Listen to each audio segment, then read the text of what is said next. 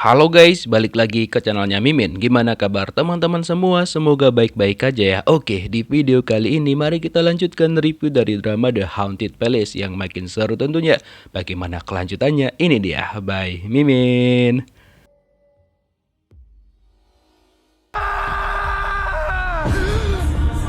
Keesokan paginya, Kasim Pangeran Yongin melihat jasad Pangeran Yongin yang sudah tergeletak di sana. Yang ternyata setelah dikonfirmasi juga sama sang raja, Kasimnya mengatakan bahwa Pangeran Yongin sudah kehilangan nyawanya. Dan bau yang dikeluarkan dari tubuh Pangeran Yongin mirip banget dengan bau yang sempat memenuhi kamar dari anaknya raja, yaitu Pangeran Guang.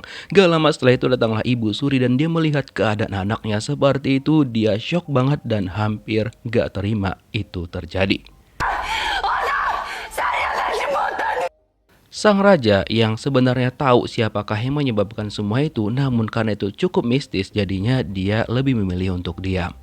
Sementara itu Kang Chul bercerita kepada biksu kenalannya Yeori terkait arwah 8 kaki. Jadi menurut Pak Biksu bahwa untuk mengalahkan roh 8 kaki itu cukup sulit, tapi ada satu cara aja. Namun itu dapat menyebabkan Kang Chul kehilangan nyawanya karena itu bisa dilawan dengan sinar yang ada di dalam tubuhnya Kang Chul. Karena menurut Pak Biksu hanya itu satu-satunya cara yang bisa untuk mengusir roh 8 kaki dan dipastikan dia gak akan bisa lagi pergi ke dunia.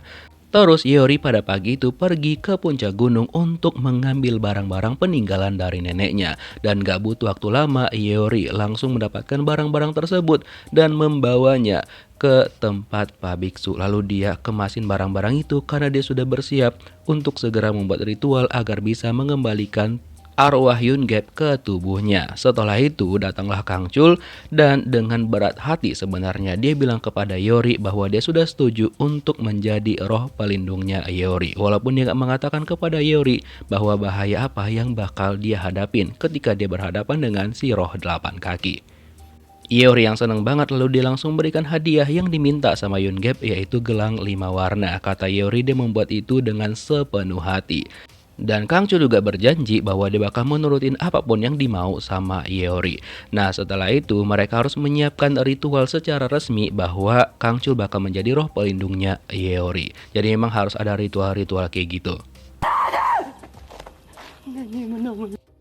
Malamnya Ibu Suri pergi menemuin si dukun buta dan dia marah banget dan menuduh si dukun buta lah yang menyebabkan anaknya kehilangan nyawanya. Dan sebenarnya semua itu diakuin sama si dukun buta, tapi untuk menyelamatkan dirinya karena hampir dihilangkan nyawanya sama Ibu Suri, dia bilang bahwa ada dukun lain yang sangat kuat di istana. Jadi dialah yang menyebabkan hal itu terjadi kepada Pangeran Yongin. Jadi dia minta pengampunan kepada Ibu Suri dan berjanji bakal menemukan siapakah dukun tersebut. Sementara itu Kang Chul dan juga Yeori akhirnya melaksanakan ritual secara resmi bahwa Kang Chul sudah menjadi roh pelindungnya Yeori. Nah tapi ini sebenarnya lebih mirip ke pernikahan ya. Yeori memberikan gelang 5 warna kepada Kang Chul, lalu Kang Chul memberikan Yeori hadiah berupa cincin, bahkan langsung dipasangkan ke jarinya Yeori. Dan dia bilang dia sempat menyiapkan itu sebelum ritual. Nah setelah itu Yungap juga sempat memberikan peringatan juga kepada Yeori bahwa ketika dia sudah setuju menjadi roh pelindungnya Yeori, maka sampai kapanpun walaupun nanti Yungap gak balik ke tubuhnya yang semula, tapi Kang Chul tidak akan pernah bisa melepaskan Yeori. Yeori bilang oke, dia sudah setuju dengan hal tersebut. Ya, sang raja tiba-tiba aja didatangin sama roh 8 kaki. Tapi untung aja itu hanyalah mimpi dari sang raja, karena kan dia masih memegang batu sakti untuk melindungi dirinya.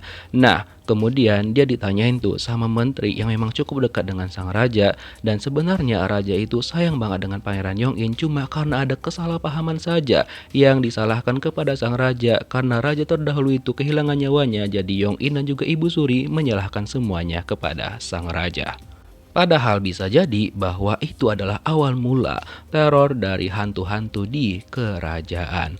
Nah keesokan paginya Yeori dan juga Kang Chul itu berpamitan kepada Pak Biksu dan dia menitipkan sebuah pohon kepada Yeori dan disuruh dirawat. Kata Pak Biksu itu mungkin bisa bakal berguna untuk Yeori dan juga Yungap. Bahkan dia juga berdoa agar Yungap bisa hidup lebih lama lagi.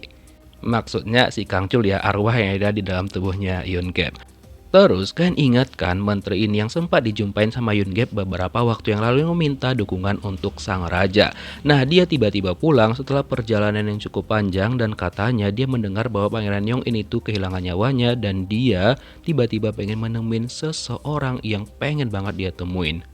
Agak mencurigakan. Terus kan Kang Chul dan juga Yori udah sampai di pinggiran ibu kota, namun kan sebenarnya mereka itu belum boleh masuk. Dan ketika Yori menjelaskan sesuatu kepada Kang Chul tiba-tiba merasakan bahwa jantungnya tuh kayak mau meledak karena terus aja berdebar dari tadi. Padahal dia nggak tahu kok itu sebenarnya karena dia menaruh perasaan kepada Yori. Dan ketika lagi asing ngobrol, tiba-tiba mereka keciduk sama salah satu pengawal kerajaan. Lalu larilah mereka. Dan di tengah perjalanan mereka bertemu dengan anaknya Pak Choi. Jadi kebetulan dia kan mau menemuin Yun Gap juga. Kebetulan makanya dia mau pergi ke ibu kota. Nah, nggak perlu dia temuin, tiba-tiba orang yang mirip banget Yun Gap itu datang bersama dengan seorang perempuan yang juga dia kenal, yaitu Yori yang tiba-tiba masuk ke dalam tandunya dia. Nah, setelah itu akhirnya dia paham kenapa Yun Gap dan juga Yori masuk ke sana.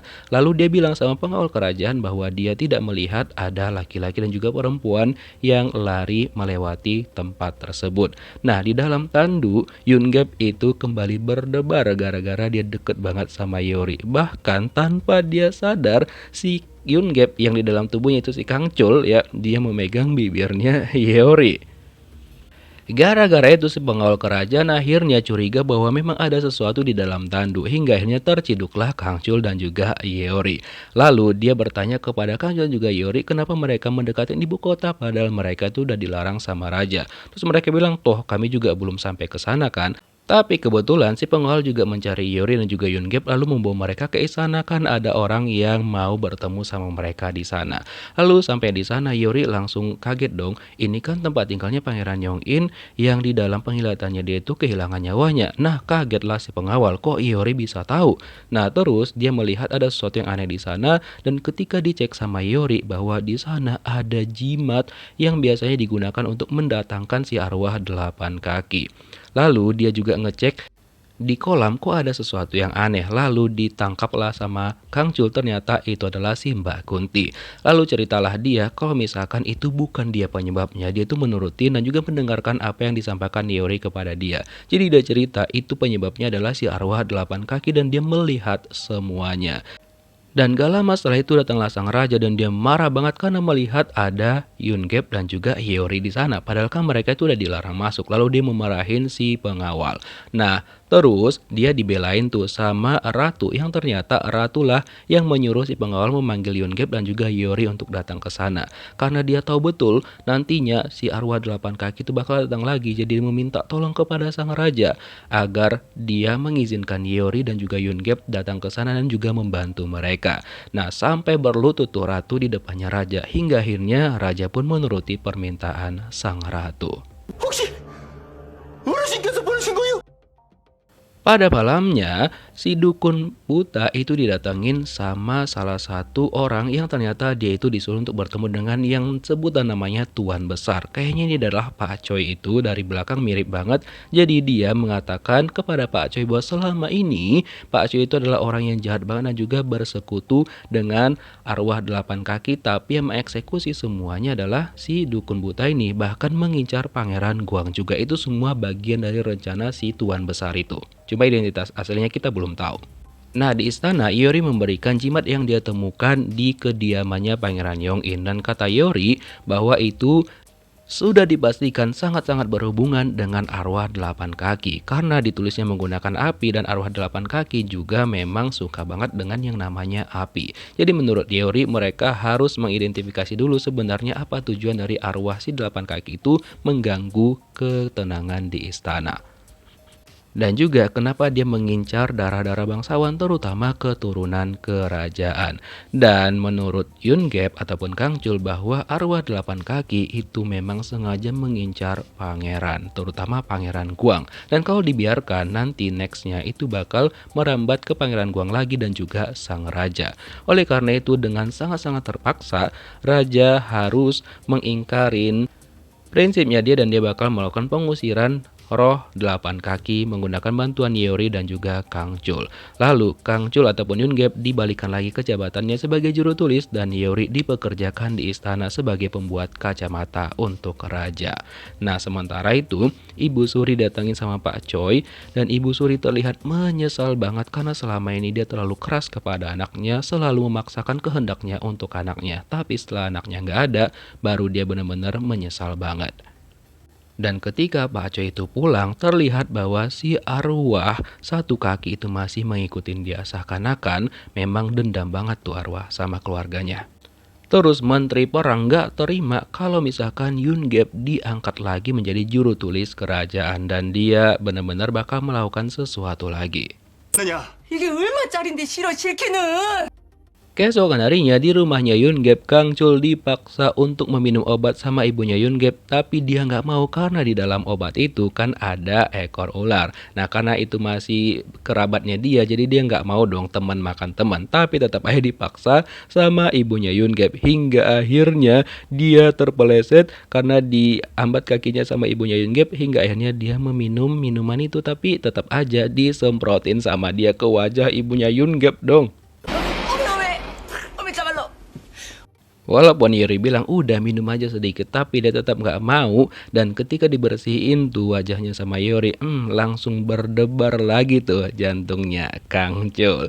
Nah, setelah itu dia langsung nyuruh Yuri untuk jauh-jauh dari dia dan dia keluar dari rumah sambil memperhatikan ini beneran nggak sih jantungku kok berdebar, apakah ada sakit ataupun gimana. Karena kan sejatinya dia bukan manusia, jadi dia pikir itu penyakit padahal sebenarnya karena suka sama Yuri. Sementara itu Yuri juga sudah mulai merasakan perasaan kepada Kang Chul, tapi dia bilang bahwa itu karena wajahnya mirip sama Yoon-gap aja. Terus pas mereka udah bekerja, nah si Kang Chul ini malah bermalas-malasan terus-terusan berada di tempatnya Yeori terus sampai-sampai bosnya Yeori itu bilang itu kok si Yoon-gap terus-terusan di sana gitu kan, dia kagak kerja apa gimana gitu. Lalu diperingatkanlah sama Yeori, tapi Yoon-gap bilang nggak apa-apa lah, tuh dia juga waktu jadi arwah Kang Chul tetap aja dia juga bermalas-malasan. Terus dia kaget ketika Yeori ternyata membuat jimat dari kertas. Yang ternyata jimat itu bakal digunakan Yori untuk ritual mendatangkan si arwah 8 kaki nanti malam.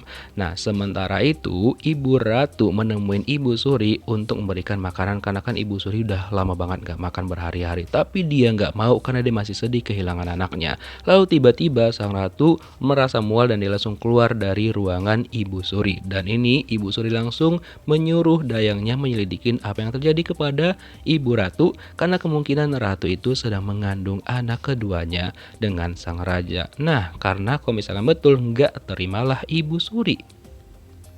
Terus kan Kang Chul dan juga Yori datang menemui raja untuk meminta izin nih agar mereka melakukan ritual nanti malam, terutama di perpustakaan aja. Dia bakal memancing si arwah 8 kaki untuk datang ke sana. Awalnya raja tuh kurang setuju dengan itu, tapi mau nggak mau mereka harus melakukan hal itu. Nah, terus Yori dan juga Kang Chul langsung bersiap-siap untuk membuat ritual itu benar-benar terjadi dan Yori bakal mengembalikan arwahnya Yoon-gap ke tubuhnya lagi. Dan Yori tahu bahwa sinar itu bakal dapat menghalangi si arwah 8 kaki. Cuma si Kang Chul nggak cerita sama Yori bahwa dia harus benar-benar mengeluarkan seluruh kekuatannya hingga dia bisa kehilangan nyawanya. Di sisi lain mereka nggak tahu kok misalkan si dukun buta itu juga sudah membuat ritual untuk mendatangkan si arwah 8 kaki. Benar-benar nggak ada kapoknya nih orangnya. Aduh, karena dialah kunci masalah sebenarnya. Nah, malamnya dia menyuruh anggotanya untuk menempelkan jimat itu lagi di perpustakaan karena dia tahu bahwa Raja dan juga Pangeran Guang ada di sana dan dia pengen mengorbankan Pangeran Guang untuk si arwah 8 kaki. Sementara itu di perpustakaan, Iori, Kang Chul, Raja, dan juga Pangeran Guang sudah berada di sana dan juga sudah bersiap untuk menyambut kedatangan dari arwah 8 kaki. Dan Pangeran Guang mengatakan bahwa dia sebenarnya nggak takut, kalaupun dia udah kenal banget dengan si arwah itu, dia kayak lebih kekasihan banget sama itu arwah. Lalu Iori berpikir bahwa ini kayaknya ada petunjuk nih dari kalimat yang diucapkan sama Pangeran Guang. Karena dia bilang dia benar-benar nggak takut sama arwah 8 kaki, tapi lebih banyak kekasihannya gitu. Nah, nggak lama setelah itu tiba-tiba si arwah 8 kaki datang dan mereka semua sudah langsung bersiap.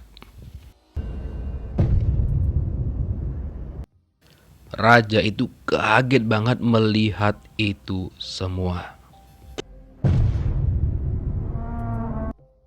Setelah si arwah 8 kaki masuk ke perangkap mereka, Iori langsung menurunkan tirai itu sehingga si arwah 8 kaki benar-benar terperangkap karena ada jimat juga di sana. Setelah itu, Kang Chul langsung nyucuk si arwah 8 kaki dan berharap dia bakal langsung kalah. Tapi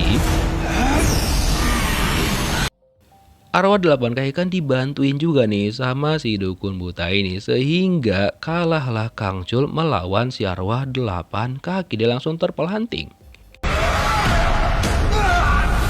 Dan Kang Chul ingat pesan dari biksu bahwa dia harus mengeluarkan semuanya kekuatan sinarnya itu. Kalau hanya setengah-setengah aja, itu hanya menahan si arwah 8 kaki aja. Iori juga hanya paham kalau misalkan kekuatan Yun Gap ataupun Kang Chul nggak bisa menahan si arwah 8 kaki. Lalu jimatnya itu langsung terbuka dan mereka semua langsung panik. Kira-kira apakah yang terjadi selanjutnya? Kita lihat di next episode. Thank you for watching guys. See you next video. Bye bye.